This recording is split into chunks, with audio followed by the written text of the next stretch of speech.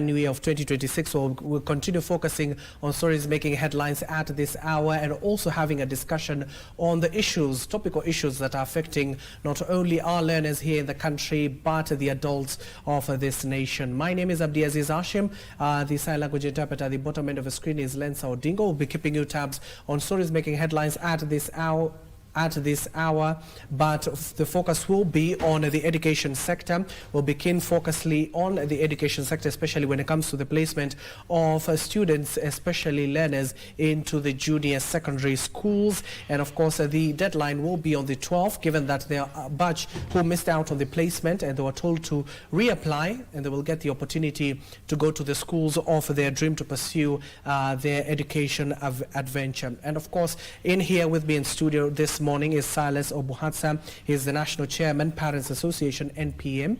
Thank you so much, Silas, for joining us this morning. Thank you. Thank you. Thank you. And we also have Boaz Waruku. He is a strategy advisor of Elimu Bora Working Group. Boaz, thank you so much for coming in. Thank you. And that will be focusing on that topic this morning. Also keeping tabs on various stories that are currently making headlines at this hour, including the building that collapsed in South Sea. We'll be getting the latest update from our very own, that is Giverson Minor. And of course, on opening of schools, we'll be getting more from our reporters who are dispatched in various parts of the country, and other stories making headlines at this hour. You do know that on Monday marked the official opening of the 2026 academic calendar, with millions of learners across Kenya reporting back to school. Not only those who are transitioning to senior school, the parents thronged the markets, uniform shops and bookshops for last-minute rush to, of course, prepare the learners for the first term. You do know we're still dealing with the 844 system,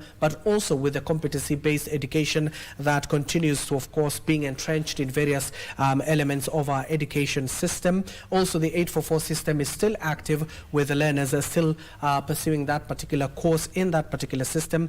That's why we do have experts here, and of course you can also have your say. If you're a parent or a concerned guardian, you can talk to us on our social media platforms at KBC Channel 1. We'll be sampling your thoughts and your questions to our guests this morning. Let me start with Silas.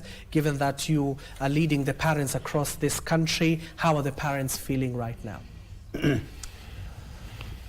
I want first of all to say Happy New Year to the parents of their children, and wish them a prosperous journey towards the opening of schools. Parents are happy that schools have opened, despite the fact that there are so many challenges that they are facing. I would say that in one way or the other, they are prepared to face tomorrow's day as schools open. Mm-hmm. You understand very well that there are issues that are rising in public domain. First thing is about placement. Mm-hmm. The placement of the learners in the senior school.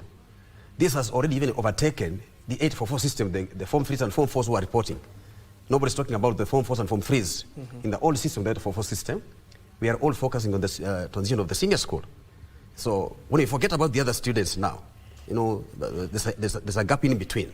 We should be talking about both the 844 and the senior school. Mm-hmm. We are running two curriculums at the same time, mm-hmm, at the secondary school level. When it comes to placement, I think there have been complaints that the way the government did the placement was not what the parents were expecting. Mm-hmm. And there have been so many issues forcing the government to go back on table again and allow that there should be, again, another first, second, and third round of placement. Mm-hmm. Even now allowing the principals of senior schools to work with the parents and do the placement of the students in the right order. Mm-hmm. We are not saying that the government failed, but the government had to do its work. One reason why the government used the system or the KMIS to place the students was actually the issue of transparency, mm-hmm, and accountability, because the government is focusing at 100% transition to senior school. You remember before Kichizea exams were done, the public was demanding to know where 120,000 students went, because they didn't sit for the Kichizea exams. 120,000, this is a big number. Yeah. The 844 system, from first class, we had about 130 students that were missing. You see, and all this blame went to the government. So then the issue of ghost schools and ghost students, 50,000 students found in schools receiving capitation funds. Mm. So all this, being at the head of the government had to sit again and make a second thought, that how do you satisfy the public to make sure that we shall not have ghost students, we shall not have any other blame again as far as children disappearing. So to make sure that the public is certain that the government has done 100% transition, let's go to the system, the KBC. So the KBC did the placement of the students. Despite the fact that we had these ups and downs, is the beginning. We are all in the stage of trial and error for the placement of senior school. We are trying. It's the first time that this system is taking place in Kenya. So the government was trying to see whether the system can be used and to make sure that the placement is 100% perfect. While the parents were expecting that the principals will go as usual to pick the students. Now, understand this again. Why were parents having this kind of anxiety? Because there are parents who are just pitched to a particular schools. When I tell my child that you go to Alliance High School, I remain every day knowing that my child will go to Alliance High School because it's a national school. You'll hardly find a parent telling a child that you will study in this school in the village where I studied and I went up to where I am right now. So we should be encouraging parents and other stakeholders. When we are speaking to the children, like now in terms of placement, in the future we should prepare the children that they can go to any school at any given point. However, what are the issues that we have got to look at? The first thing is this one. When we are doing placement, we have children with disabilities who deserve that kind of care that if they are placed in a day school, like for example, children with disabilities and they are using wheelchairs, and then they are sent to a district from Nairobi County, they go to Garissa County through the system. That's where they are placed. How do these children access those schools? How do their parents get them to those schools? And I think that's why the government opened up and said, let's have another choice again, that parents can go to schools closer and request for the second and third placement. I would say that the blame is there. Yeah, none is perfect. We are all human beings and we are bound to make errors. Systems are not perfect. They can make errors, but correction can be done. The question is consultation on the table as we are sitting is very important. Okay. And of course, Boaz, your opening remarks and react to what Silas is talking about when it comes to the confusion that has surrounded the placement and of course coming at the backdrop of the government even urging the parents to go to schools and attempt to see if their children will be gotten into those schools. Thank you, Abdiaziz. This being the first space we are having within the national broadcasting base, I think it is important for us to say thanks and keep on informing the constituencies, because indeed information is power. Yes. And where that lacks, that is also why a lot of panic and a lot of the messes that are there are happening. And I hope that using that, you would also be able to target critical officials, our servants, the ones, some we gave votes, others, those we gave votes, appointed them, so they are serving on our behalf. I hope you'll be able to tell them that we summoned them here to explain a few things, let them not fear coming, so that then they explain to the parents and other stakeholders ahead of time. Two, for the children who are on the way and even the parents struggling to ensure that they are on the way back to school, in boarding schools and day schools, we are wishing them all the best. And indeed, as they start the year, I think things should open up much better. Let them not look at the gloomy picture in as much as the chaos are portraying that picture. The third is schools opened yesterday and they closed on 24th of November for the larger components of it. Actually, that was the end of third week of November. And actually of October, not November, sorry, because they had 2 months plus of preparation. I know the officers within the Ministry of Education responsible for ensuring things run must have been there preparing and all that. Why is that preparation not visible? the public requires and demands accountability on the level of preparedness. I don't think they went on holiday. I think they were preparing so that this should not be coming to them like, wow, we didn't see this coming. They had a lot of time. And so if they say they'd prepared, let them not cover it, let them open it up so that then it clarifies to many people. And having said that, then we come to why then we having the situation that we are witnessing. Among the things that we expected that should have been done was even before the selection of the choice of schools was done, that kind of engagement with the learners and their parents, and of course the teachers, because the teachers are more knowledgeable about how then the selection is to be done, which schools would be best for their capabilities of those learners that they had. That should have been done ahead of time so that intense consultations, and my brother, the president, I'm happy to call you the president on this platform, because there were years ago when there was only one president. But now the Constitution allows me to refer to him as the president of the National Parents Association.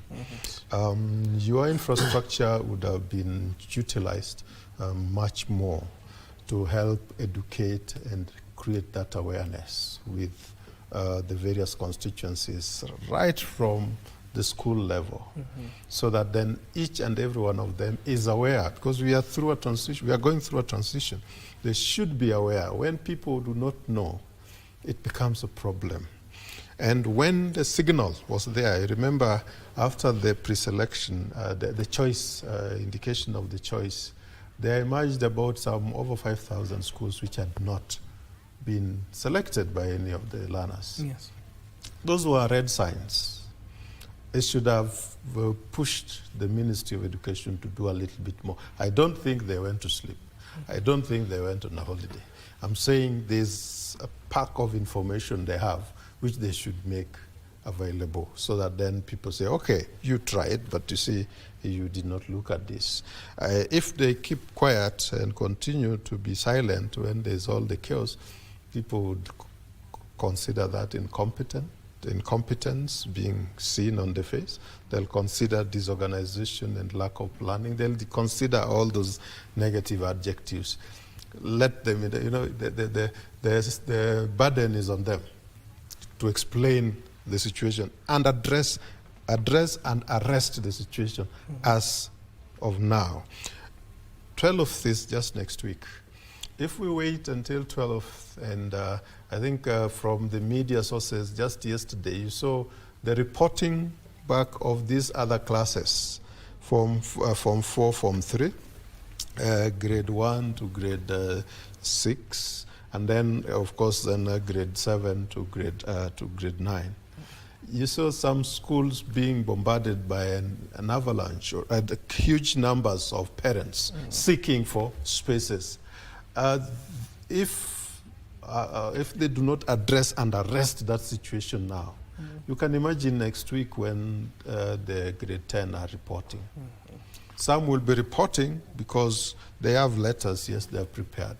Others would be reporting because they are seeking for that admission. And indeed, the way it has been arranged, 12th, and once the 12th is done, that's why they are saying then after 12th we'll be checking who has not reported. One day, not adequate. So they should also revisit that. Two, the issue of clarification on the fees. That has been a headache.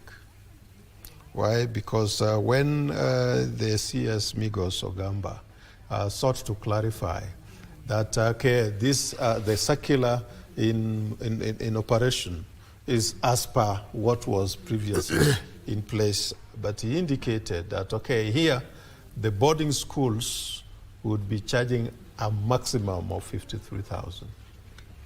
But you remember the circular of reference had categorization of schools. It had national schools, it had extra county schools, and there were different fees. When you cap them to 53, it means even those who used to charge 43 would say, oh, we have the latitude, we're charging that. Those are the points I'm saying that early preparation would have prevented. And indeed, you've seen even now as the learners who are receiving their admission letters or calling letters, some they receive, but those letters for the curriculum work, for instance, it's not indicating I'm going to do STEM, X, Y, Z. I'm going to do social sciences, X. You know, that's kind of the pathways. Yes. This, those needs to be arrested now, but I would say probably it also opens up an opportunity for these learners to revisit their choices. They revisit based on reality. If you chose STEM because, okay, your ambition and idea was that you land in a school where the infrastructure is available and the teachers and all, then you land in a school where the basic infrastructure is completely not there, or they're just beginning to develop. Such learners should be allowed to change their minds and decide now on this basis. For example, I need to understand to be given some pre-learning on biological sciences, on the physical sciences, you know, pure chemistry, physics and all that. You know, if they do not have such a chance, then they should understand what are the other options available. Essentially what I'm saying is the checklist of transition to grade 10 should be available. And it can only be available, can only be made available by the CS. That checklist should indicate what a student joining grade 10 expects to find, particularly when you are going to do courses along the pathway, when you are going to do the discipline is along the pathway that you've chosen. It should be clear to you that these are 1, 2, 3, and those schools which have been pre-selected, because they indicated, remember initially, they said not all schools may be capable or having the facilities to offer all these pathways. So when that is the case, then they should be knowing that for the schools where those basic ingredients are not there, the CSS checklist, which the public can help him generate even within a day, if he doesn't have one. But I know he has. It is the communication which I'm asking. Because without that communication, then we'll say he doesn't have, he doesn't know, he doesn't understand, he doesn't plan, he does, you know, those doesn't. And that is not good for an education system. Because the education system sets the tone. If it is disorganized, all other systems will go astray. Yeah. And Boaz has raised a very pertinent issue. Even you, Silas, you were talking about in terms of the placement, because you see the way learners, even us who were under 844, we were primed when you're when that pamphlet is before you, you're finishing class 8, now grade 8. You used to pick schools that normally people talk about, the likes of Alliance, Lenana, Mango, St. Mary's, St. Mary's and Maseno. People used to run for those schools, yet despite you having the marks, capacity is the issue. Yes. In this placement, we saw those schools that people pride to go to, their capacity could not handle. Let's say, for example, there was a school here in the capital, I don't want to name, 150,000 students had applied across the country to get into that school, yet they required only 20,000 students. So that even ties up to the issue of not only capacity, but the placement. Is it that we are primed and framed not only by our parents, but the society at large, to go to those institutions, leaving out the thousands who nobody has applied to? I think Boaz has had very tangible, touching points on what he has said.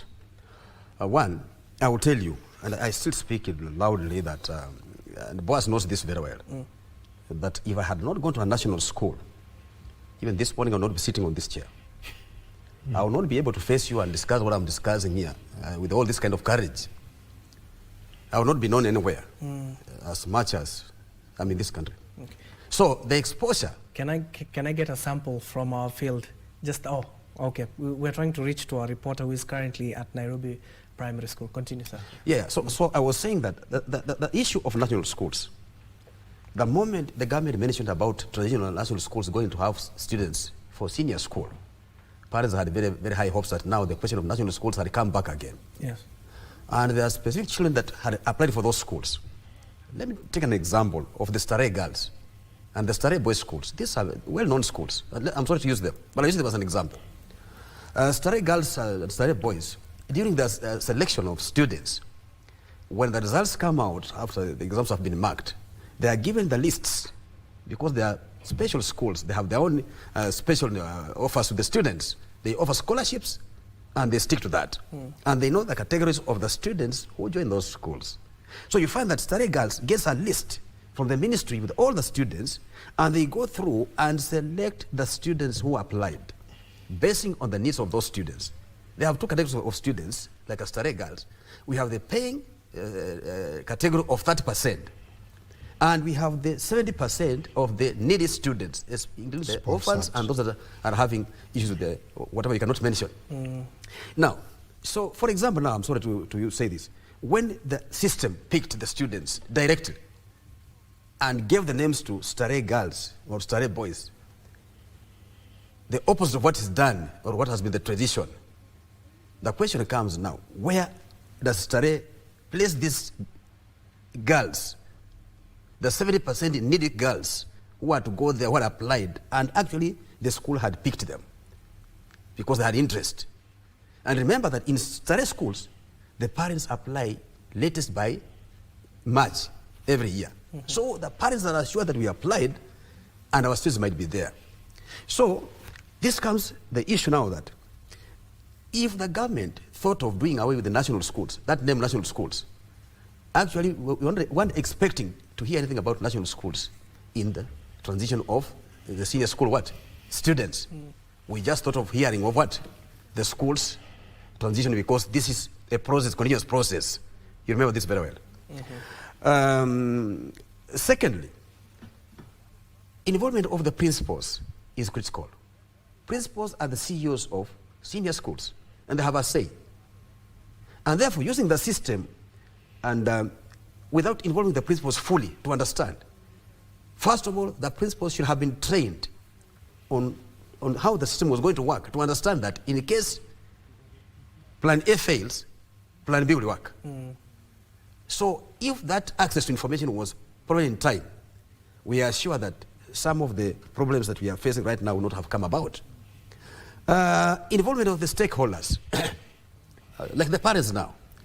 I will tell you that one of the challenges that the parents are having right now, the government is working with us as National Parents Association. Yes. And last year, the government through Kenya KICD gave money to support National Parents Association to train parents in the country on the transition guidelines to senior school. We did this in 24 counties out of 47 counties. This is something that you cannot take for granted because the government did that. Actually, it had interest to show that parents are stakeholders. So we give that opportunity with the KICD. But we didn't manage to do that in all the 47 counties. So the 24 counties that we did the training, or where we went to sensitize the parents on the transition guidelines, those parents were well informed. Compared to the 23 counties where we didn't go. These are the counties where parents are now talking about their children going to Form 1. Instead of going to the senior school. Because they don't have full information on issues of pathways, they still lag behind.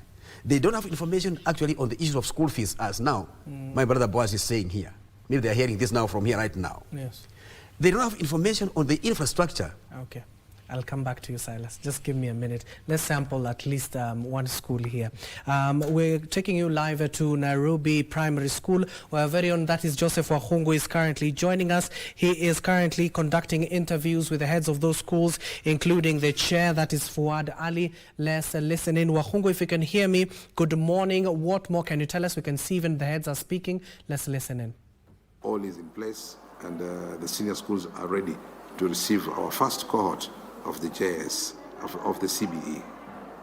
Well, basically, when you talk about CBE, there are also challenges to do with infrastructure, challenges to do with teachers, and especially the JSS teachers interns who are raising issues last year that they will also want to be maybe absorbed into permanent and pensionable contracts. Do we still have those challenges around? What do we foresee this year? Well, TSC has a unique way of absorbing these teachers. And in normal circumstances, before they become permanent and pensionable, they normally start as interns. And that is well to be explained to them when they are given their letters of appointment. They become interns for a certain period of time before they are absorbed as permanent, pensionable, and permanent and pensionable teachers, PNP. But even the ones which are posted this term, they're still interns. But I know the last interns we had in the system are already absorbed. And the TSC is absorbing them with the time. There's a duration which they're supposed to serve as intern before they're absorbed as PNP. Most of our schools still struggle with infrastructure, especially for JSS. How is the situation right now? What we've done? Well, I can say not most of the schools, but a big number, majority of the schools, in terms of infrastructure, they're well organized. The ministry did release funds to develop classes for the grade 9. Those funds were dispersed last year and the year before. And as we are talking, all junior schools, schools with junior JS, have classes. Nearly every school have those classrooms for the JS. What is left right now? Some of them are still struggling to have science laboratories, and I know it is in the pipeline. The government is going to do that this year. They have arranged to construct science labs to all schools without science labs. That is a project that will be embarked this year. So we are not anticipating any problems in terms of infrastructure. The teachers have been posted to schools. We are good to go. How about grade 9 books, materials, learning materials? How is the situation? We have no problem with grade 9 materials. The grade 9 materials were distributed to us last year. We have them. As we are talking, the ministry is distributing grade 10 materials. Yes. So as we are talking right now, even the grade 10 materials have been distributed to schools. Maybe most have received them, or those are yet to receive them, but the books are ready. I'm sure KICD have made enough effort to make sure these books are in schools by January. So in terms of books with grade 9, grade 7, grade 8, we are good to go. They're all there. We have no problem. We have no challenge with textbooks. Yeah, and of course, when we talk about grade 10, there's this issue around replacement right now. We know that there's outcry there. The parents who feel that perhaps where my child was placed is what we expected and maybe not good enough. As a teacher, what would you like to tell people, your parents in this country who are watching you right now about the entire grade 10 placement? How, from your point of view, has it been conducted well? Has it been fair enough? Should the teachers be satisfied with where the children are being placed? Are the schools good enough? Actually, in my point of view is that all schools in the country are good. There's no bad school. Every school is good. And you can go to any, it's just the mentality of our parents that they will wish their children to go to school X, school A, B, and C. But not all of us can go to those schools. I know it is a wish of every parent maybe to say, I want my child to go to Starehe, I want my child to go to Alliance. But we cannot take all of them to Alliance, to Starehe, to Kenya High, and so forth. They used to be known as national schools, but that category was removed. So all schools now are in the same level. And every school, the government is trying its best to equip them. And learning can be done anywhere. You can learn, I want to believe that me and you never went to the so-called national schools, but here we are today, holding very senior positions. So it is a matter of mentality. Any school, a child can learn in any school and progress, regardless of the challenges of the schools that he's going or she is going. We need to move away from those kind of mentalities, and let's use the space available. If school X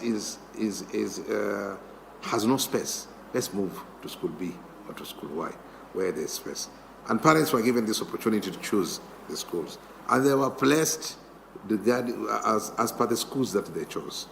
That is what the ministry did. They placed them with the schools that they chose. They were given an opportunity to choose a number of schools, and out of those schools they chose, one of them they were placed in that schools. So if they are not happy, they don't want to go to those schools, they were still given a window to come and change. I think right now they have some space for them to change to the schools of their choices. But again, it will depend on the availability of space for the school they want to go. But I will recommend that there is no bad school in the country. All teachers, we are all the same, and a parent should take his or her child to any school, so as long as they are teachers. And in every school you find them, these teachers are there. So let's occupy these schools, which are the spaces which are available, and let us not concentrate on one or two schools. Let us spread ourselves to all the schools within the Republic and let our children learn. And of course, in the process of changing a school, if a parent and the child is not satisfied, the process is going on until, I believe, 9th. Up to 9th, yes. Do you think then there would be need to extend the process further, maybe for those who feel that they still do not have a choice that they would have wanted to go to, so that they can be given a little bit more time to prepare to go to schools that maybe the schools that they want? I think we have given them enough time. These things were done since last year when they were registering, and towards the last year during the Christmas period and New Year period, we were all working. Actually, last year we had no Christmas. Everybody was on duty, including the ministry officials, to ensure that it is 100% transition of our children from junior school to senior schools. So it's up to us now to make sure that our children are in school by the end of this week. Let our children start learning in senior schools as from 12, as the calendar was given by the ministry, from next week. We need them to be in classes and learning life continues. And life has to continue. And of course, in concluding, I would just like you to give parents and learners maybe a message for this year. What would be your message to the parents or learners watching you right now? That how will this year be? What are your predictions as teachers and head teachers and looking at this coming? Thank you very much. As we move on to the year 2026, now we are we have moved from junior school to senior schools. This is a great milestone. We have actually moved the entire system of CBE from the primary to junior. We are now in the senior schools. I just wish our colleagues in the senior schools now to take over from where we have left. We've done our part up to the JS and now handed over to the senior schools. At the senior schools, as we are all aware right now, the 844 is still there and the CBE. So they're handling two systems, and like us in the primary and JS, where we are done with 844, we are only handling the JS. But all is good. I want to assure the public that our children whom have moved to the senior schools are engaged. These are children who are empowered, and these are children who are ethical citizenships in this country. So we wish them well as they proceed to senior school. The system is still new to them, but I want to assure our colleagues in the senior schools department they will get used to it, because I know the ministry and the TSC have embarked on serious capacity building for them to make sure that they fit in the system so well. So I wish them well. Asante sana mwalimu. Of course, we also wish you well. Thank you. See, as you, of course, oversee the administration and management of our schools. Thank you. Thank you. Well, thank you so much. That is our very own Joseph Wahungu conducting an interview with the chair of the Nairobi Primary School, that is Fuad Ali, on the replacement of students in their institution, and of course a broader aspect, not only Nairobi Primary School but the country at large. Of course, the chair clearly stating that the placements has had hiccups here and there, but to ensure all the students have reached their destinations at the end of the day. He has said something very remarkable. You don't have to go to a national school for you to reach where you want to be. And of course, I can attest to that because I didn't go to a national school, and here we are today. And of course, I don't know how, about my guest. Boaz, did you go to a national school? I went to the St. Mary's Yala. That's a national That's a national school. It had the facilities that you'd look for. Yes. And Fuad Ali, I think, let me salute him first. Yes. Why? Because I've had an occasion to engage with him. Mm-hmm. They're trying as heads of those institutions. That's why when you listen to him, yes, he doesn't want to give you any doubt that things are not working. Mm-hmm. So that is the projection he must make. Mm-hmm. For us, we are the ones who can call it where it is not working so that we help him and the other team members. Mm-hmm. The discussion about why are people struggling for those few schools, it's because of the same reason why they did not select the 5,000, that did not have even classrooms adequate, that did not even have laboratories, that did not have, and they are talking of secondary. Mm-hmm. The talk then should be on, can we make these other schools, all these schools, to be standard in a way that what we expect to find at the Kenya High, at the St. Mary's that I keep on referring to. Yes. You would also find them there. In fact, that would create the inclusion and equalization. Because you can imagine, I'll give you an example, and Abdiaziz, you'd be shocked on this. Mm-hmm. When I joined Form 1, we were taken to junior laboratories because they are senior laboratories. We had actually 3 categories of laboratories, just for biology, then physics, all the sciences. So the junior laboratories. And within the first 2 weeks, we were already acclimatized. We knew a lot of things you could operate. Towards the end of the year, there were students from a neighboring school that were brought there, and we were asked to go and help them. Unfortunately, these were Form 4. So you can imagine Form 1 in that school trying to help Form 4 who are preparing for the exams. That inequality is what we as a Limubora say we must eliminate it, because the exceptions like yourselves, like Fuad and others, are few. But when we make those schools capable of allowing every child to develop their potentiality, it is much better. So I like the positive thing he said. This year and continuing, we'll be looking at how do we improve the situations in those schools. That is a positive note. We should not say that it is just okay, you can go anywhere. No, it is not just anywhere. There must be adequate number of teachers, well aligned to the curriculum. There must be the equipment and the laboratories, all this infrastructure. The learning environment must be conducive. Those 3 parameters I talk about when you talk of quality, it should be there, because they sit the same exams by the end of it all.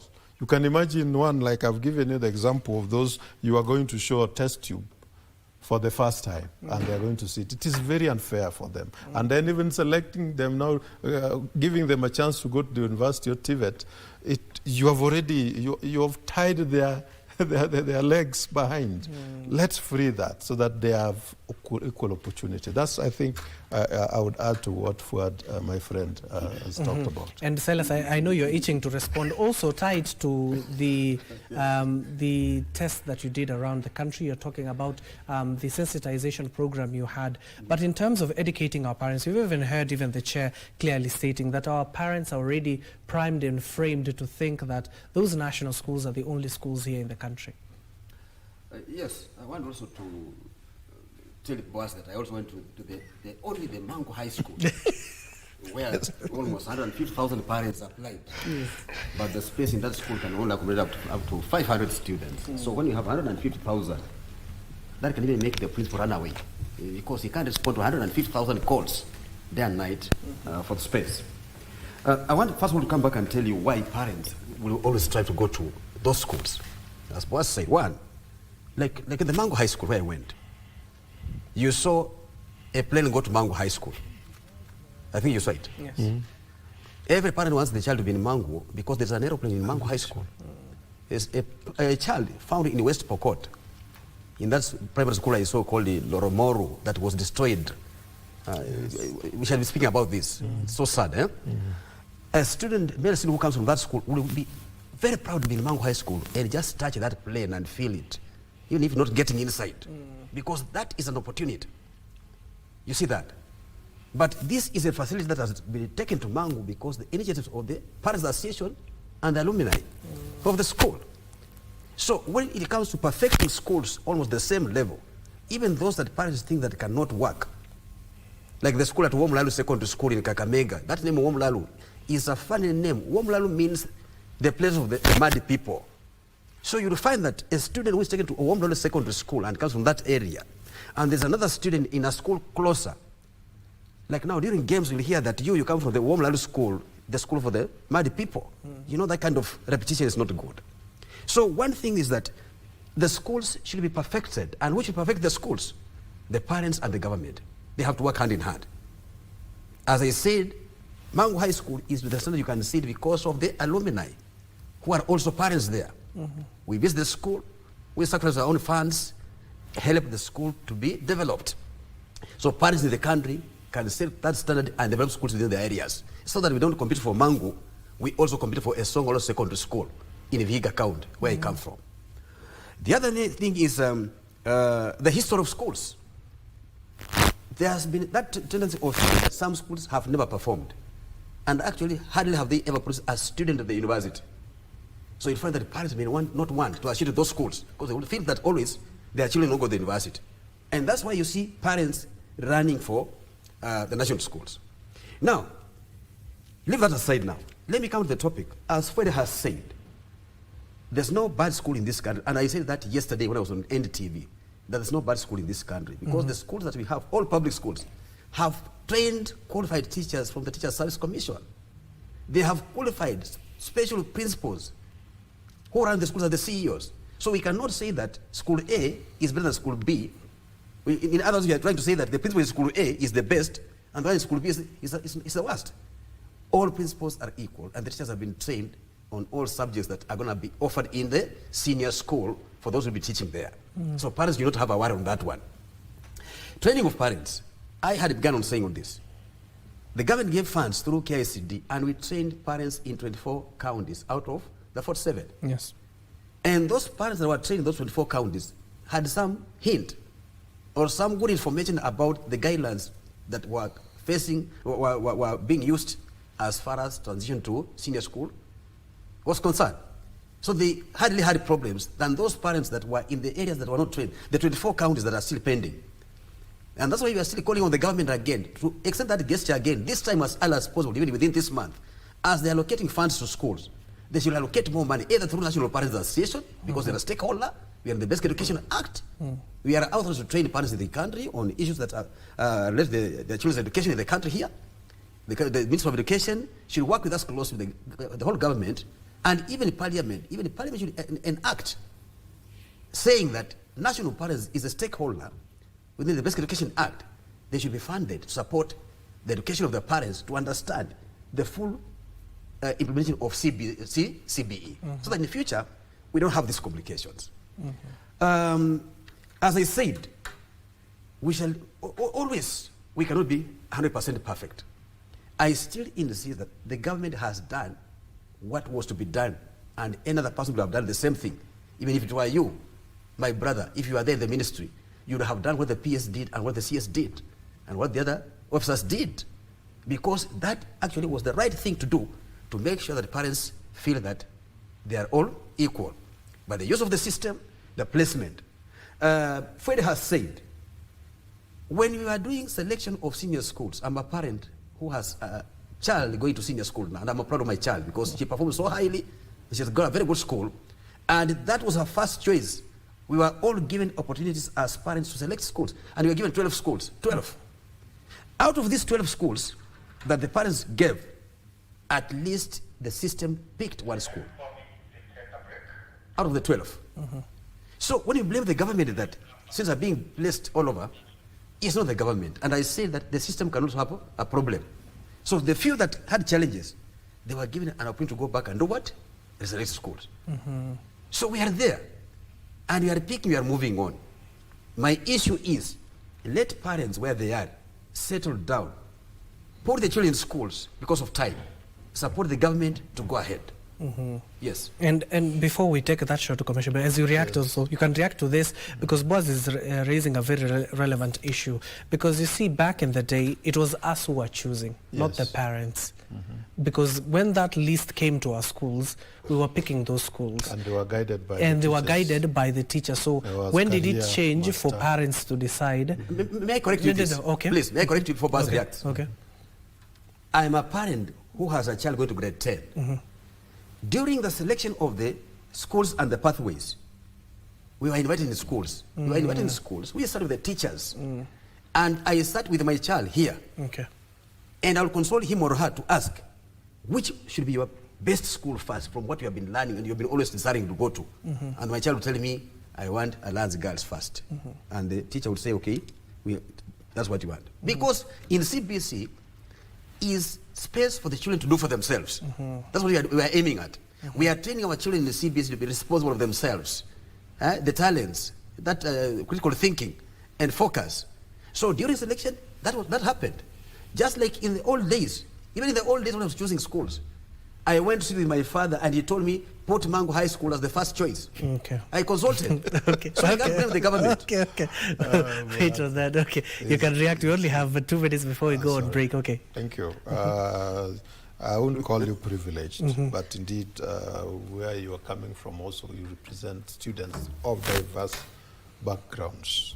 Some of those may not even know what is going on when it comes to those selection, and that's why, for me, the teachers are still very instrumental, where we encourage schools, particularly junior schools, to have well-developed career programs. And that constantly start inducting and helping the learners to start thinking which way, because they are discovering themselves at that point. As of now, I know there's a shortage in that, because we are even still looking at, do we have the right numbers to deliver on those programs, so the subjects as they are. Okay. But I would point it out that our aim is to have those schools where you learn. It's like I don't want to call it a lottery, but wherever school you learn should be able to provide you with the right condition, the right equipment, the right number of teachers, and to undertake your studies and emerge victorious. Otherwise, there are schools which, when you're taken, it's like you've been condemned. We shouldn't be having such a situation. We'll be picking up that thought in just a few, but we need to take a short commercial break. The parents who are watching us, even if you're a learner, talk to us on our social media platforms at KBC Channel 1. We'll be taking your views and, of course, posing it to them to our guests here. Don't go too far. We'll be back with more.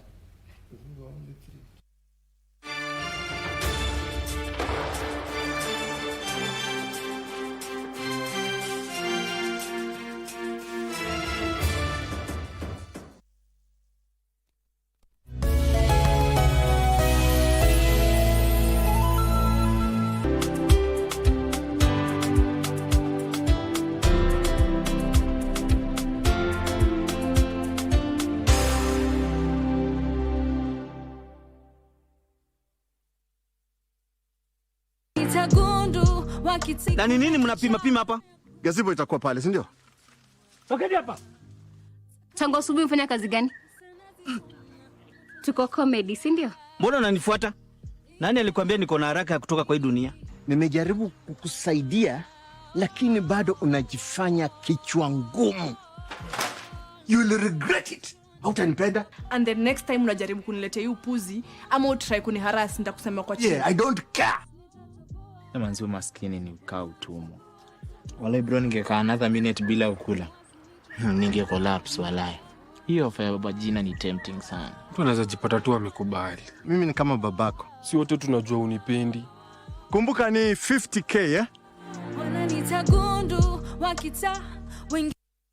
The world of governance is vast and can be alien to the ordinary man on the street. Critical issues are going to be discussed. From white papers to policy positions, it is easier to get lost in the labyrinth of words. Inside Government takes you to key global metropolis where critical decisions are made and where policies are crafted. We interview policymakers and senior government officials to highlight and enumerate government policies and projects. We take a deep dive into the underbelly of complex red tape to demystify policies across the country, across the world. Join me, O'Brien Kimani, on Inside Government, only on KBC Channel 1.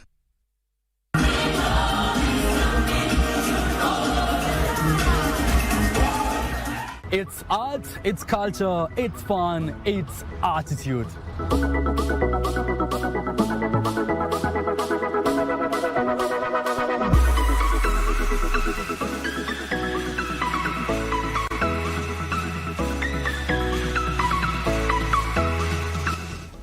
As you can see with me, I have this handkerchief. And is it really a handkerchief or is it? My name is Kevin Kasioki. Please join me each and every Friday at 8 p.m. only on KBC Channel 1.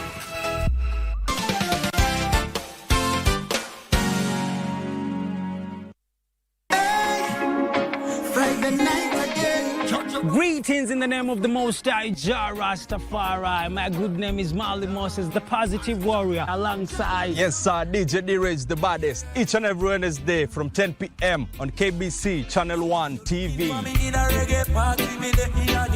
Tunakuletea the biggest reggae party in 254 in a yard extra. Extra niceness of reggae music. Extra dose of entertainment. When the thing is nice, we have to do it twice.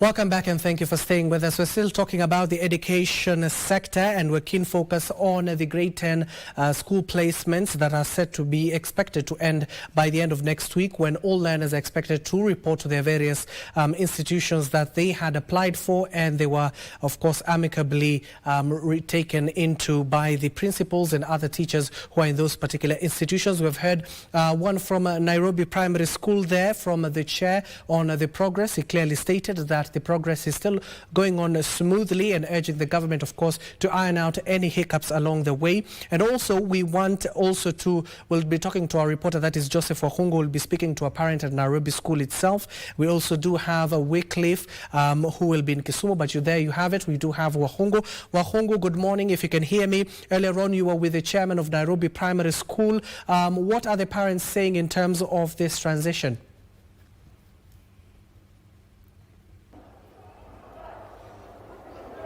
Well, thank you very much, Abdi Hashim. Of course, we're coming to you live from Nairobi Comprehensive School, as you have mentioned. Of course, earlier on, we had an interview with the principal of this school, Mr. Ford Ali, who gave us a view of how things are in this school. Of course, the school's having reopened yesterday, this being the second day. Many learners still reporting back to school. Remember, this is a boarding school, so many learners are still reporting for first term 2026. Of course, the principal talked about the grade 10 placement, where he encouraged parents and learners to embrace the schools which they have been called to or which they have been placed. One of the things, of course, that he highlighted is that be as it may, in as much as many of us would like to go to the so-called good schools or high schools or national schools, there might not be enough space to accommodate every learner. So according to him, there's need for learners and parents to embrace the schools that they have been admitted or they have been placed at. But of course, we have been talking to parents, and one of them is standing here with next to me. we are going to talk to her to also get her views on how the situation is in schools and what she thinks of the grade 10 placement. If you allow me, Hashim, I'll be talking to the parent next to me. Madam, welcome to this KBC live interview. Talk to us about what you're doing here today, back to school. How is it for you? And what do you think about the preparations that have been put in place to ensure that this year learning activities continue without any problems?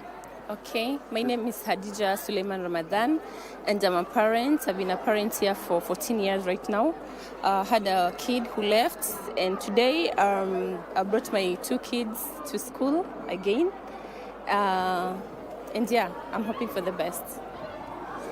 Of course, as a parent, we know that right now there's a whole debate around grade 10 placement. We know that many parents are not happy about what is happening in the placement. They wish that their children or their learners could have been called to different schools. What will be your opinion or what will be your advice in as far as this is concerned? How will you advise parents, especially you being a parent that has a child in a high school? Okay, there's a lot of confusion that is going on with the parents and also the students. But what I'll add the parents also is let us just embrace the schools that the kids have been called to. I personally, when my kid was called to that school, specific school that she went to, she wasn't ready to go to that school, but I convinced her, talk to your kids, actually parents, embrace the schools because the learning is all the same. The teachers are all the same. So it is hard for us parents, but let us talk to our kids. Let us embrace the schools that our kids have been called to.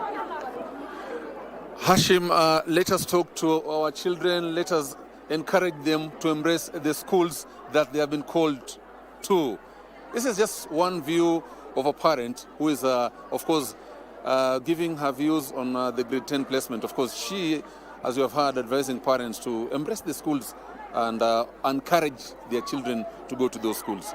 We will continue talking to more parents and of course to look into this matter, and we will of course be reporting further in our other bulletins to come, especially the 1 p.m. bulletin and the rest of the bulletins. So back to you, Hashim, in studio. Thank you so much. That is Joseph Wahungu all the way from Nairobi Primary School there. And of course, we want to urge all the parents who want to reach out to us, kindly do it via our social media platforms. It is at KBC Channel 1 through our X, our Facebook. We're also live on YouTube. You can go there and write down your comments, your questions. We'll be posing it to, of course, our guests here. Also, I want to take you live to Kisumu County, the Great Lake. We want to hear from our very owner, that is Wycliffe. Wycliffe, currently, if you can hear me, good morning. Where are you and what are the parents and teachers saying in your vicinity?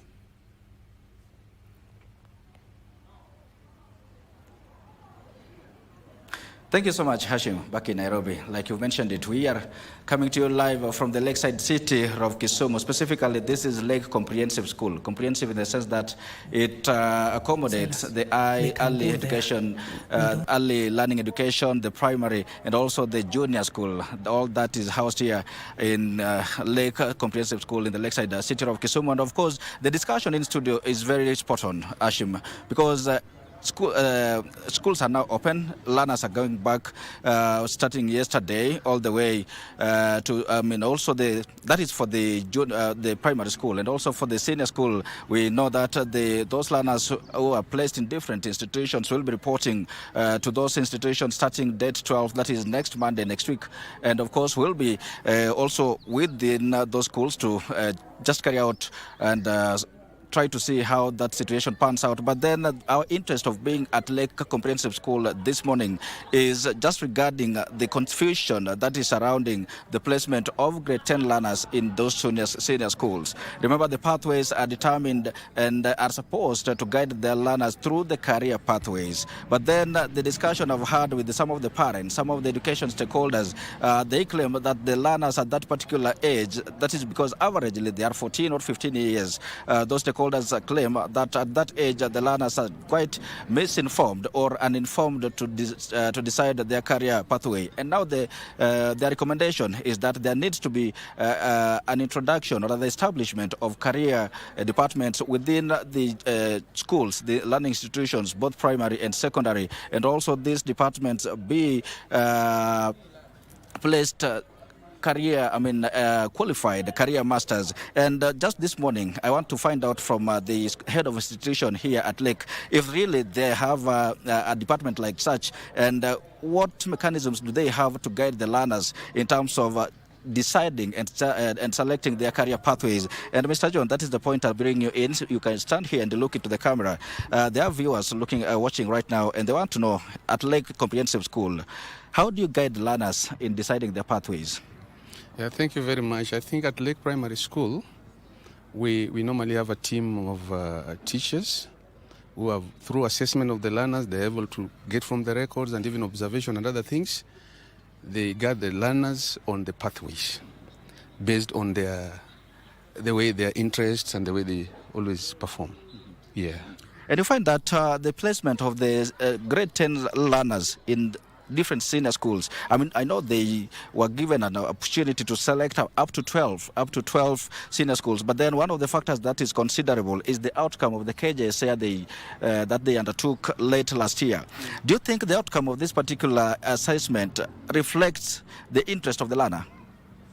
Yeah, obviously, because there were 3 pathways, and almost, is it 85% of the NANI was STEM, and then there was social science and the other one. So I think basically somebody had to find a place. So STEM took the majority part of it, and most of them took the STEM pathway. Yeah. We've had cases where learners, they go to school, probably even with the curriculum that is being phased out, the 844, you find that a learner goes through the primary school, goes through the secondary school, all the way to the university, and then they pursue a course that they do not have interest in. And then at the end of the day, when they are released to the job market, they do not perform in accordance with their interest. And now that is renewing calls for the introduction of career departments in learning institutions. How is it here at Lake Primary? Here at Lake Primary, I think the career department is there, and they're the ones who guide learners based on the assessment that they've made throughout the years, and then they help the learner decide together with the parents. So the learners always take a pathway that is according to how he's been performing. You've talked about learners who have gone through university degrees and end up now having courses that they cannot handle. I don't think that one is with the CBC. This is the first law that is going on, and the CBC has always focused on the learner's interest. So learners are not forced to take lines that are not of their choice. So I believe by the time they reach university, which they have not yet reached, and when I'm sure that by the time they reach there, it will be through their own interest. Yeah, so I don't think it will be like it used to be before. This time it's a little bit different. You've said... that is my belief, yeah. You've said that there is a particular department that handles career pathways counseling here at Lake Primary.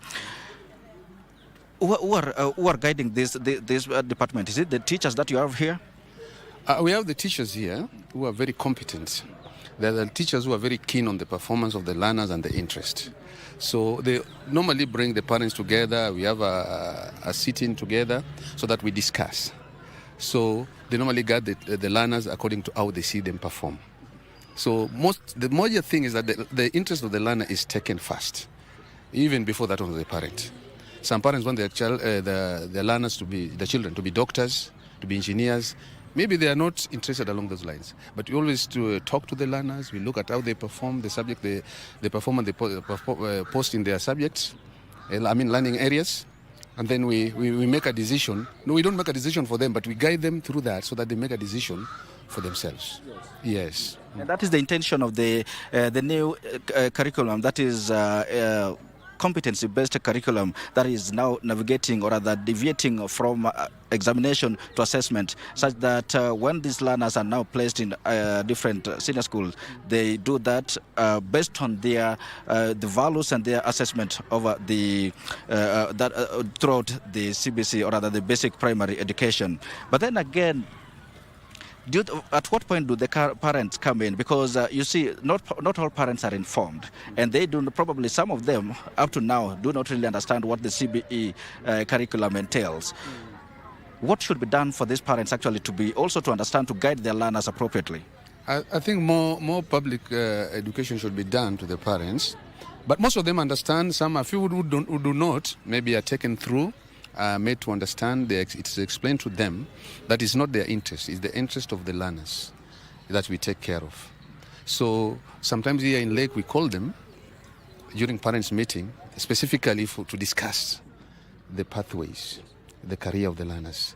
We involve the team, we sit together, we discuss, and then eventually now when they'll be making a decision, when the learners will be making a decision of their choices, then they're able to understand that they have to respect the interest of the learner first. The interest of the learner comes first. Right. All right. And my very last question to you. There was the initial placement by the Minister of Education of the grade 10 learners in different senior schools. Some parents and learners raised complaints, and now there was a review window that came to a close. And now, starting today, date 6 all the way to Friday, that will be 9th. This is the second window that is allowing some students who are not placed yet to review their choices. And the Minister of Education says this can be done. Parents can go to their senior school of interest for guidance, and also they can come to the schools where their learners took their KJSA assessment also for guidance and assistance. Have you seen such a case here at your school? Yeah, they have come. I'm also a parent, and my boy learned here, and happened to be called in a school somewhere in Korea. So because he's a sickling, I thought that maybe that was misplaced. Okay, so I thought that as a parent, not as a teacher, but as a parent, I thought that maybe that will be too far. So when the window was open, I want to thank the ministry for opening that window. When they opened it, I used it, and now the learner has been placed somewhere convenient for him, where he can access health facility and other things. You know, there has to be a reason that you give. You don't just apply for placement in another school without giving a convincing reason. So mine was health. But most of now leaving my case aside, those other parents, they came. There was a team here, we had around 5 teachers who were here during that period of time. So they helped the learners and even the parents now make those corrections that they wanted made. And they were advising them accordingly. I was also here with them. Yeah. So they did, most of them got it changed. Some who, others could not get it because now there are schools like Maseno, Alliance. Any parent will want their children to go to this big school, national school. Yeah, but you know how many people have applied. So if they're already full and you also insist that I must get this one, sometimes it's easy to get a decline. Yeah. So when somebody has declined to do that, then it doesn't mean that they don't like you. It simply means that there was no space left. So, yeah. And that is the reason the Minister of Education, as we wind up, that is the reason the Minister of Education is insisting that the calling letters and placement should be done strictly on the system and not parents walking into schools to get calling letters as it was before then. As a parent and also as a head of institution, speak a message to the parents and also learners to follow these guidelines that are outlined by the Minister of Education in terms of placement. Let the parents go to the website and also initiate the placement just strictly on the system. Yeah, I think that is the best way to go. Before, letters used to come to school. Letters were written by the schools, and then they were coming to the sub-county director of education's office. But then they could not find some of them could not find their way back to school here. They could be misplaced. Maybe a letter has gone to a different school, a different county, or a different sub-county. So by the time it is traced, maybe the reporting time is over, and now people will be hectic, okay? But now, this time round, it's upon you. Once they announce that the selection has been done, you go to the website, you initiate the whatever, and then you get the letter. And there's this part. I think I like it because of 2 reasons. One is because like a parent, when you are called to a school where you feel that you could not take your child, you want the child to go to a different school. If you download that letter, it means the system will recognize the fact that you've accepted to move. And if you don't, then it means you have another alternative that you are seeking. Now, as teachers, I think that one is good, because if they were all to be brought to school, it means now you'll have to take that route. You have to take whatever that comes your way. But here they have been given an opportunity of even making correction where they feel things were not done right. Yeah. And the second reason was that of letters that were used to get lost, or that used to come late. You've been called to a school, the letter has not come, you've been waiting, running. You have your index 1 who has scored very high mark during that time, maybe 400, and you feel that this one must have gotten a school, but the letter has not come. And maybe the letter is late somewhere, lying somewhere. So it has solved those issues. So I think it is the best way to go. Thank you so much, Mr. John.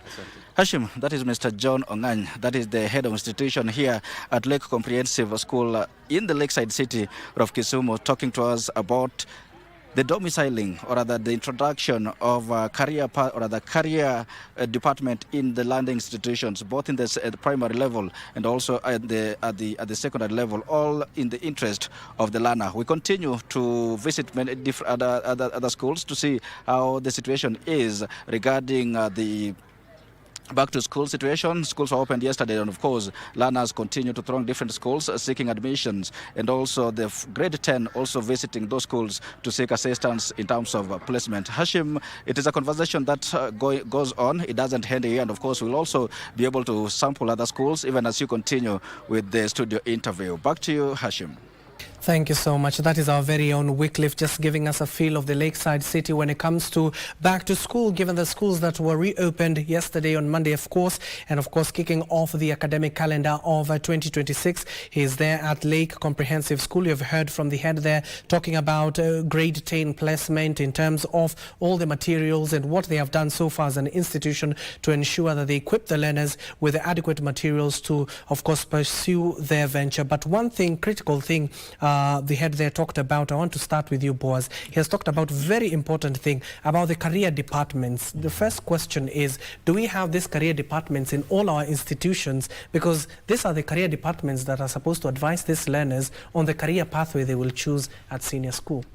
Thank you very much. I think at the start, there's a part that we mentioned this. It is a critical component within this system that is now reaching the senior school. Why? Because that department would be able to constantly evaluate and assess these learners, these students, and even guide them, help them to understand which orientation they seem to be angling towards.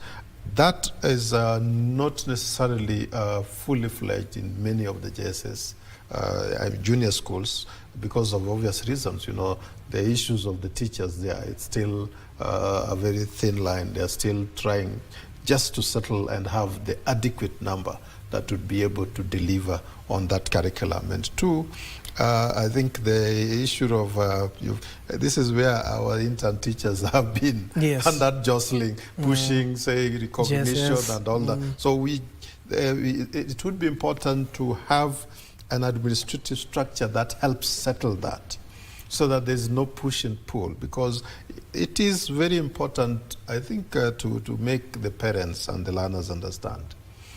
The consultation with everybody else is important, but why do we always get an expert advice? Mm-hmm.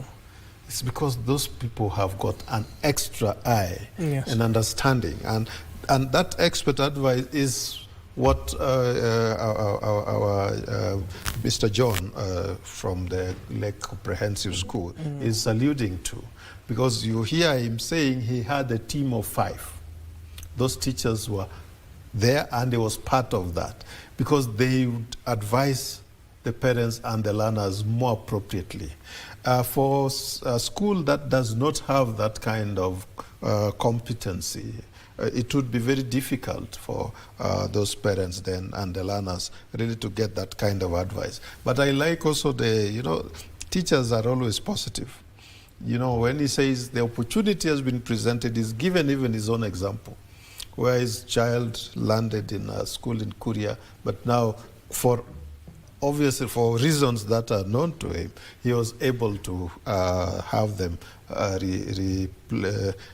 placed where they would have wanted that to happen. In other words, that window of opportunity should be available to all, because the cases that I have encountered, for instance, a child that was literally struggling to get to the school and clear the JSS, and has scored very highly. But the first thing, I received a text from the parent who is telling me, "Do you know this school?" And I have to own up, I also didn't know that school. But of course, if it is in the register, it is not among the go schools. If it is in the register, it exists. So I had to literally Google and even check, because nowadays you can use technology. And I said, oh yes, it is somewhere in Muranga, inside there. And this is a parent who was in Busia, trying just to check and saying, in terms of the way I see even transport to go to those places, can you help me to get a school within the Nyanza or Western region, which is a little bit accessible? And I say, as things stand now, the advice that the head of institution is giving there is the most appropriate, because from the school where they did their KJs there, and I think we need to re-emphasize that. Yes. When you go back there, they will be able to initiate that process for you and help you and even guide you and keep tracking for you. Once you've initiated it there, I think that additional part where they're saying you can also go to the school of your of the child's dream, or rather where you'd like to transfer to. I know that one is what could be bringing more problems, because like you witnessed yesterday, in many of those schools, as the Form 3s and Form 4s are reporting, but some parents have also come with their children who are not necessarily those continuing, and there can be a lot of confusion there. Those are things which require to be addressed, and I would advise, you remember I said, this part of this information, it should not be coming only when a wall has been hit. It should be preemptive. It should be given forth, it should be part of an information that is given, I don't want to say a priori, but it's before the act happens. Don't wait until the panic comes in. When now you wonder which school is this, where have you gone? There should be that mechanism that okay, this was the selection. There's an opportunity to make a change. And indeed, with that opportunity to make a change, we've gone digital, yes. If you've gone digital, and I think this is where the NEMIS and the chemists come in, very confusing, even to somebody like me, for instance. You still struggle to see how is this now being reorganized. But you'd have been expecting that, okay, when that system now is reorganized in that manner, it should be able to alert you in time, whether your request for a new selection has been accepted, and if it has been denied, reasons why that has been, and options which could be available. Because you remember, when a parent and the learner have decided that no, not that school we have been taken, for reasons which even Mr. John was indicating there, it becomes very difficult for you to insist that you must go there. Because then in that case, like the one who was telling me, transport alone would be a headache. Those are the things which become barriers to access, and you'll end up finding a learner who falls off. But I would also like to make an appeal, particularly to the Ministry of Education. Currently, if the things going on the way we see them, we are likely to lose some learners along the way, just in the middle here. People who may just say, I've tried, nimeshindwa. There should be a plan for mopping out this for 100% transition. That strategy should not be forgotten, because that is the only way where you'd be realizing that, okay, those who thought that it was so difficult to transition, there are those who feel based on not stories are jabba, or just they come around and they just hear and they just feel it is difficult. Yes. When the local chiefs, assistants, those administrators, nyumba kumis, the local head teachers who are with them, if everybody go flat out to ensure that these people get in there, for me it would be a wonderful opportunity, because the longer we have these students staying out, then the more difficult it becomes for them to re-engage. So let us also have that plan of mopping all of them to be in school, and then we'll address the challenges once they are in school. Those challenges like the infrastructure we are talking about, the teachers we are talking about, the textbooks, which now it's like annually we must review and all that, those ones can be addressed when they are in there. So give them a chance, but mop them all out to get to those schools. And even those, now I appeal to those learners, because they are still at home. I know they are watching and listening. It is important for you to keep focus and know that where you'll be having a teacher to mentor you, to teach you, that is much better than staying at home. So your dream school, the second one, third one, and all that may not come your way. Indeed, don't agonize and relapse back thinking that I've been totally failed. You have a chance to move to the next level. You can even discover yourself there, that even the others who have gone to those other schools you were dreaming of and you didn't go, you'll end up meeting at the university or those TVET institution, and because of your focus, you'd continue to advance and advance and advance. So don't give up hope. I think that is what we should also well said, indeed, well said. As you react, Silas, to the issues of the career pathways, especially having those departments which will be crucial in both primary and secondary, one important thing that has also been raised by the parents there in Nairobi Primary School is the issue of acceptance from the parents. When you place your learner in a certain school, that school doesn't come, what Boaz is talking about, and another school comes in. It is the initiative of the parent to at least accept it on behalf of the child, because if a child sees the parents skeptical of the institutions that he has been assigned to go to, if that parent is skeptical, the child will also be skeptical at the end of the day. Yeah, actually, Boaz has reacted on the question, and Fred has said. One thing is that parents need to understand,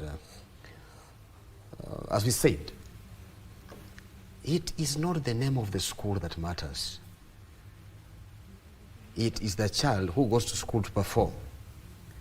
Even if a parent took a child to that school, the famous school, Kenya High, the Kenya High School, and this child did not go there to learn. The interest was to go there and get the name that I have gone to Kenya High. At the end of the day, that student will not perform.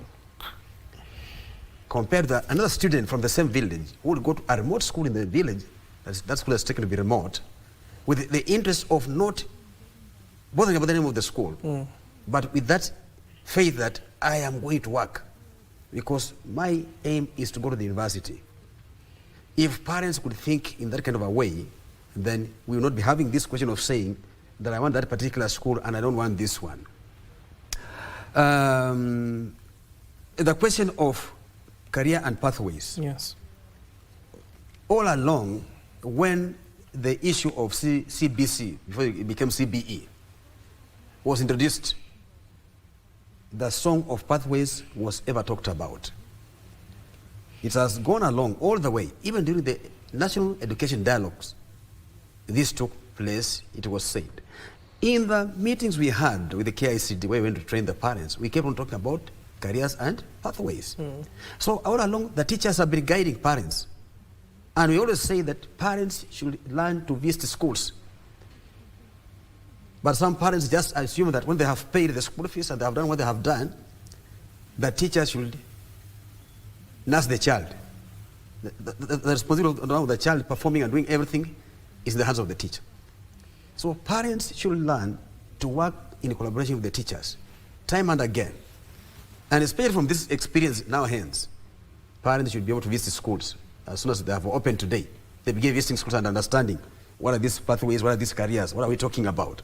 They should begin learning as fast as they can. Now, the purpose of school selection, as we said, as much as we will not talk about national schools or these other C1, C2, C3 schools, at least every parent has a school that he would feel that his or her child must join. And they must have discussed this. The reason being that the child might have seen someone whom he believes in, him or her as a role model to have gone through that school. Boaz went through the St. Mary's School. And if Boaz went to address children, for example, at Fuedi School, Nairobi, primary school, he'll be proud to tell them that I went through the St. Mary's School. And I would love you to go through, a number of you to go through that school, so that you can also see what I saw. The other issue is the issue of the infrastructure, how schools are. Because a parent is looking at a school like Machakos High School, Machakos Boys. The parent has gone there, he's done the survey. He has seen that the school has a laboratory, the school has a kitchen that can feed, where the children can go and wash their hands. And he found that his son wanted to go to that school, but he has been taken to a school that he didn't select. And when the parent goes there, he found that the school where he has gone, the toilets are sinking. So the first thing is, where is the security for my child in this school? Why could he be taken to that school? So the parents now begin struggling to have their children in those schools as much as there's no space. Now who suffers is the principal. Because the blame comes that the principal has refused to take my child. And actually the principal has not refused, because taking 20,000 students in a school of the capacity of 200, even going to the parade of the assembly, where do they stand, is a problem. Now, coming back to the point, what then should be the way forward on this? One, the government should move with speed and actually work with the KICD and with the National Parents Association that I've said, or work with Parents Association direct to empower us to go to the parents and actually do this parental empowerment and engagement and work with the parents. Because during our parental empowerment and engagement, we have officers from the Ministry of Education who know about the pathways and the career, whatever. We have the Teacher Service Commission officers with us in these meetings. We have KICD, when the issues of textbooks and whatever comes about, they are there, the curriculum. We have people from NEC, the issues of examination, when it comes about, they are there. We have officers of the Ministry of Education, when the issues on placement and transition come about, they respond back. So if the government can work closely with the Parents Association as fast as we can move this. I want you to hear this here right now. There is a parent who was, and I will read. Okay. Please allow me. Okay, I'll allow you. Chairman, please address this. One, disability etiquette among teachers and parents and guardians that take care of invisible disabilities. This parent is concerned that there are children who are even having mental cases just now, because we have the emotions right now. Yes. I'm going to leave my mother, go to senior school, and I'm just, okay, they don't talk about age now. They look at the height. I am short. And if I there was with a tall person, he will beat me every time. That's not the thing. So there are different invisible disabilities. You know what? Neurodivergence, something like that. That's what this parent is talking about. They should be addressed among the students that are transiting to senior school. This has not been addressed. And he says, number two again, parents and caregivers training and sensitization on basic skills for disability concerns and needs. This has not been addressed. These children with disabilities are crossing to senior school. Then, empowering caregivers and parents with the children with disabilities. Finally, advocacy for inclusive schools and retain special needs education on emerging disability concerns.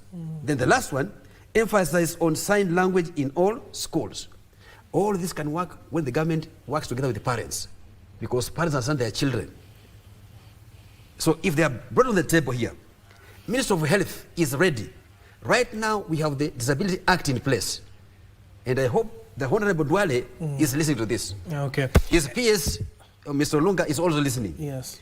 they are in the right hands with the Parents Association to reach parents and address these issues. If they can do that, we're not going to not only leave this to the Ministry of Education. There are also stakeholders in the department. So we have to move as a team. Let parents rest assured that the government is not throwing children. If it all goes to the end that the parents who have not had their children taken to the schools where they want to be taken, first of all, let them take them to the nearest schools. And by so doing, the easiest way, and the government has allowed this, if there is a parent who has now a problem with the placement of the child in the nearest school, or whatever school he wants, can these parents go to the county directors of education as soon as they can, so that the county directors can address those issues? If they can't address, they'll connect the PS. And there'll be a what? A resolution than complaining in the streets.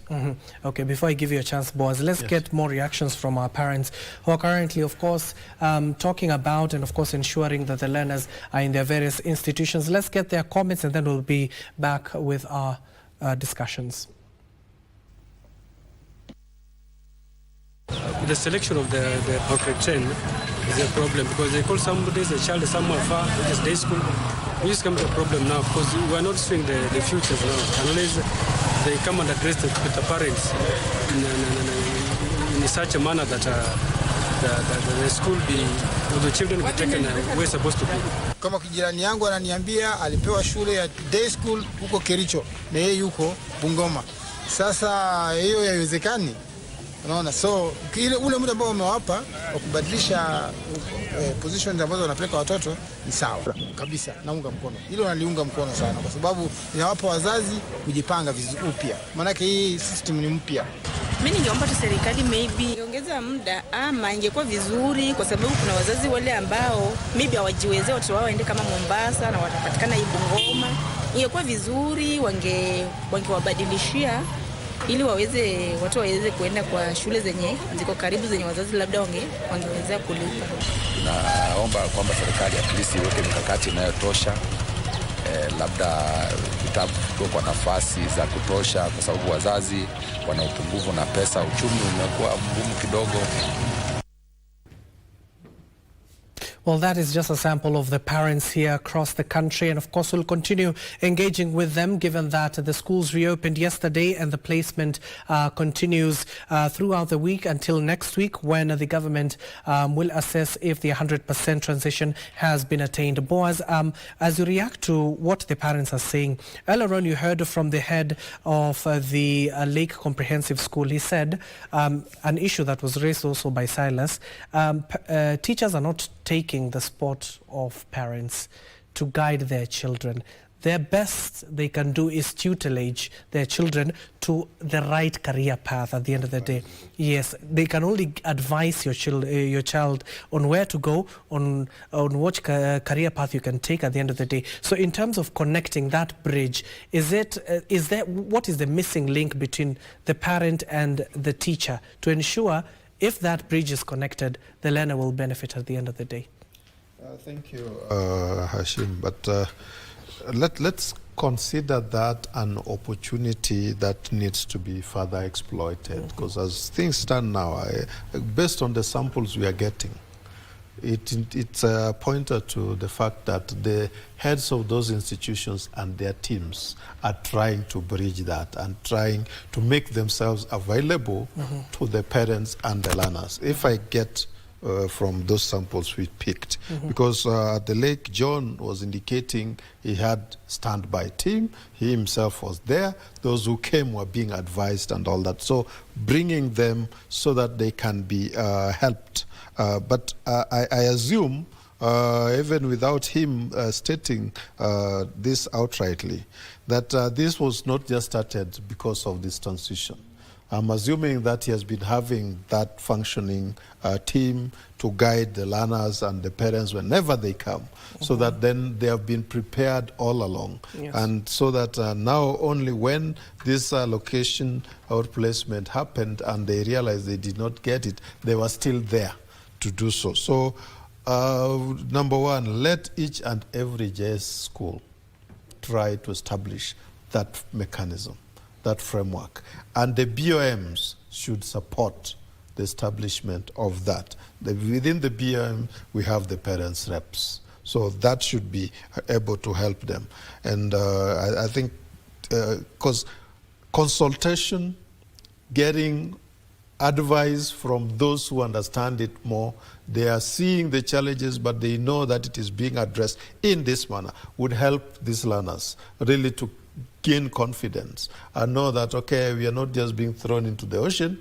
At least they are trying to help us get a bearing. And once they get that bearing, let me tell you, these are learners who would be able to emerge and arise very well. On the disability and other diversities, I think that is one area which this transition is not really coming out to. I know if I say that the CS should come out and explain. Remember I said there's a pack of information that probably they were working on, and it's not just being disclosed.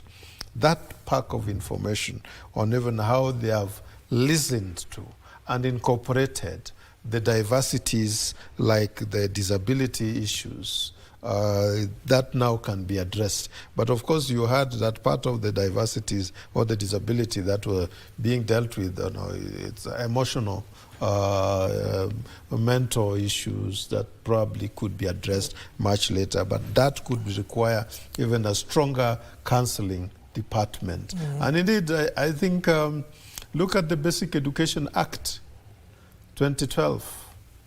It actually provides that there should be within a school, those basic staffing components, basic parameters, including the nursing, where it is not possible even to get one per school. I think the Directorate of Education within the county and sub-county can arrange in a way that such experts exist and they keep visiting and supporting and advising, because the Basic Education Act already provides that those should actually be in school. So it's implementation. And that's also where then the CS should come in. I think each and every day when he goes back, he should be using that as the fallback. Remember I had asked about a checklist. His first checklist is the Basic Education Act, checking what is in it, right from the first section to the last. Checking on, the other schedules that are also there. Checking on his own rules and regulations, because he's the one who gazettes them. I'm saying Migos Ogamba, as the CS now, he owns even those rules and regulations which have been gazetted before, because he is a substantive holder over the office. So I would be looking at him like every day with the technical persons he has. He takes time and sees, are we on track? And you can only answer that question if you are guided by the instruments that are in operation. Basically, they start with the Constitution, come to the various legislations, including the Children's Act, with his own regulations, and then now he sees that, as we are dealing with this, are we complying with essential values and principle of consultation with the stakeholders and the parents? If he did that, things would be much lighter and better. Let him not be seen like he's running away. Let him come closer to the stakeholders. Thank you. Let me at least accord you, Silas, 40 seconds, tafadhali, because we have run out of time. Talk to the parents and the learners who are watching you right now. Your final remarks, please. The first thing I want to say is that I want to thank the government because it's committed to seeing that the transition to senior school is 100% successful. The CS has done his part with the PS and his ministry, and the government at large has done that.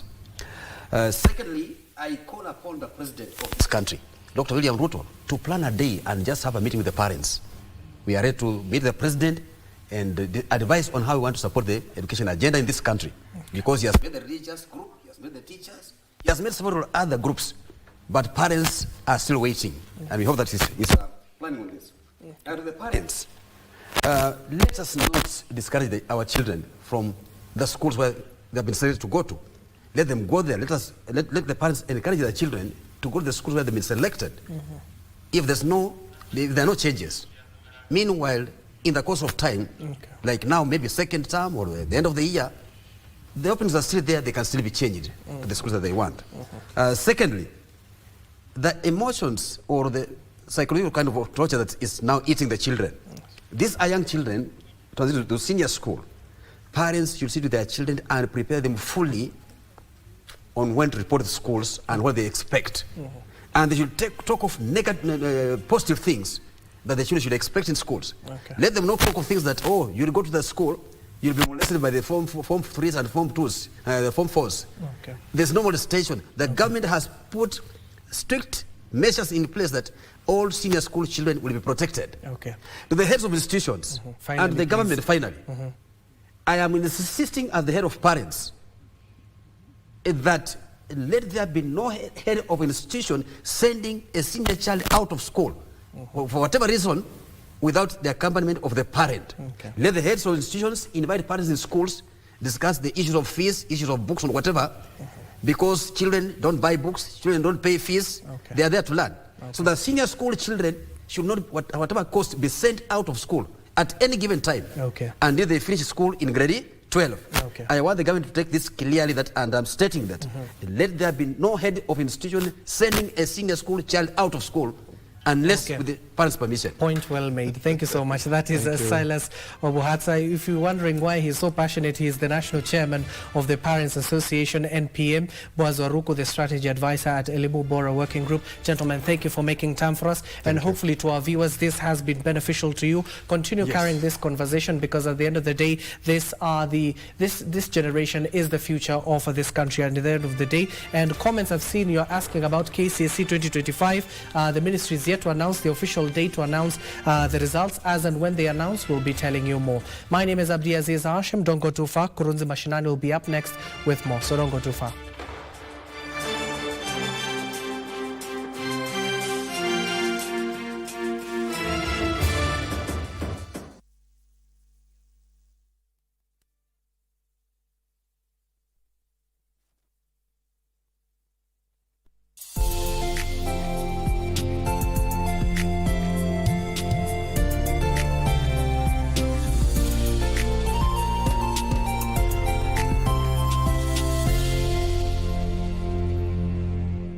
Using a face scan to open doors, smart locks make that possible.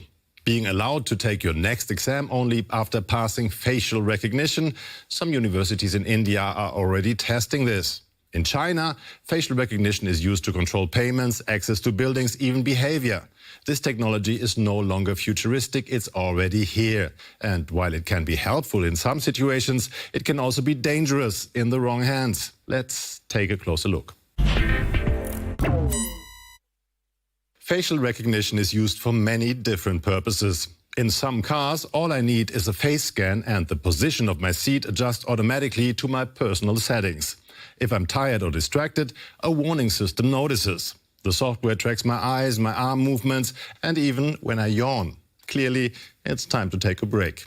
Banks also use biometric data to identify customers. Some ATMs are now testing face recognition. This might sound safe, but some scammers have already found ways to bypass these security systems. Using biometric data for identification is controversial, especially when the data can be accessed by state institutions. When authoritarian regimes use facial recognition software, the need for clear laws becomes obvious. Misidentification, vague rules around data collection, and a lack of transparency are major concerns. In China, the government stores its citizens' biometric data on centralized servers. In Xinjiang province, this data is used to monitor a predominantly Muslim ethnic minority. A vast network of surveillance cameras tracks people's movements. The United Nations has already called this use of surveillance technology a crime against humanity. In Turkey, police officers use body cams equipped with facial recognition. This allows them to identify individuals in real time. Officially, the technology is meant for identity checks, but critics worry it's actually being used to monitor activists. Under both Turkish and EU law, this kind of sensitive personal data is subject to special protections. That means police need a legal basis or explicit consent to collect it. At protests, though, that's often not the case. The policy of facial recognition is also under debate. If 10,000 or 20,000 people show up at a demonstration, lots of photos will be taken. Some with faces partly covered, people packed closely together, poor lighting or awkward angles. In those cases, the facial recognition system may struggle to identify people correctly. So it's quite possible the error rate will be much higher than normal. And someone who was nowhere near the protest could end up being fined. Being convicted of something I never did sounds terrible. Yes, artificial intelligence is great at analyzing huge amounts of data, better than humans, and might even help identify suspects in a crime. But facial recognition does have its limits, especially when it has to rely on blurry surveillance footage. And algorithms based on biased training data can lead to errors. So how does facial recognition actually work? Once a photo is taken, the software isolates your face from the background, removing anything else to focus solely on your facial features. Most facial recognition systems also use liveness detection. This checks for depth, movement, and even the thermal or reflective qualities of human skin. It's designed to tell whether it's seeing a real person or just a photo or mask. Next, the software maps key features like your eyes, nose, and mouth. These measurements are converted into a unique digital code, like a fingerprint, but for your face. That code is then compared against the facial features database. For authentication, like unlocking your phone, the system looks for an exact match. For identification, like finding a suspect in a police database, it searches for the closest match instead. But these systems aren't perfect. In complex situations like large crowds, poor light conditions, or partially covered faces, their accuracy drops. And the error rate is significantly higher for people with darker skin, increasing